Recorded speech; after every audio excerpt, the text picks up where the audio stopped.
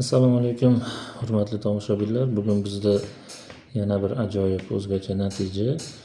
Bugun bizga 16 yoshli o'smir yigitni olib kelishgan. Bu uchinchi kelishlari.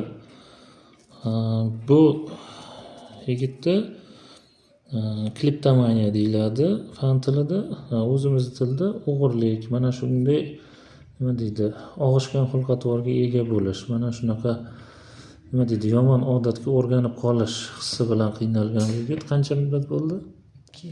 2 yil. 2 yildan beri qarindoshlaridan, uydan yashirincha pul olib, ko'chaga chiqib ishlatish holati bo'lgan va bu narsadan nima deydi, bu yigitni qaytarish juda ham qiyin bo'lgan.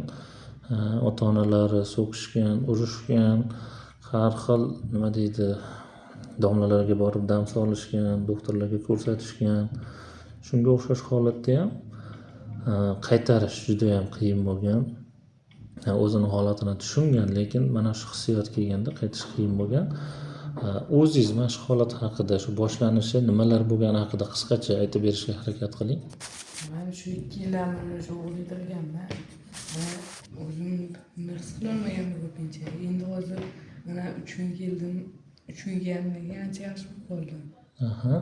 Sizda o'sha o'g'irlik qilib pul olgan paytda qanaqa hissiyot bo'lardi? Qanaqa hissiyot bo'lmasdi. O'zingizni zo'r, o'rtoqlaringiz orasida zo'r his qilish paydo bo'lardi, to'g'rimi? Hamma narsaga qo'li yetadigan, hamma narsa qo'lidan keladigan inson sifatida his qilish hissiyoti bo'lar edi.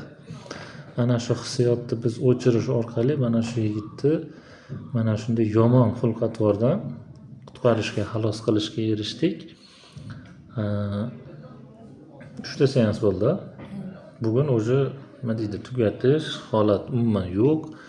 Mana 3 kun, 4 kun sinovda bo'ldilar. Sinovda biror bir holatda shunga o'xshash fikr ham hattoki kelgan yo'q, bu ishni qilish tugul.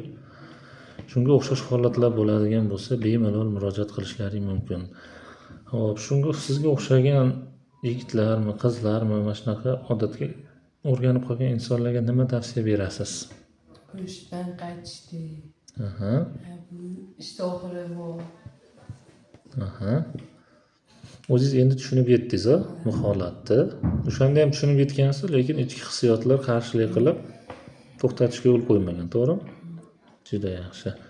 Kimda shunday holatlar bo'ladigan bo'lsa, bemalol murojaat qilishlari mumkin yoki shu holatdagi tanishlaringga mana shu videoni tashlab qo'ysalaring foydadan xoli bo'lmaydi.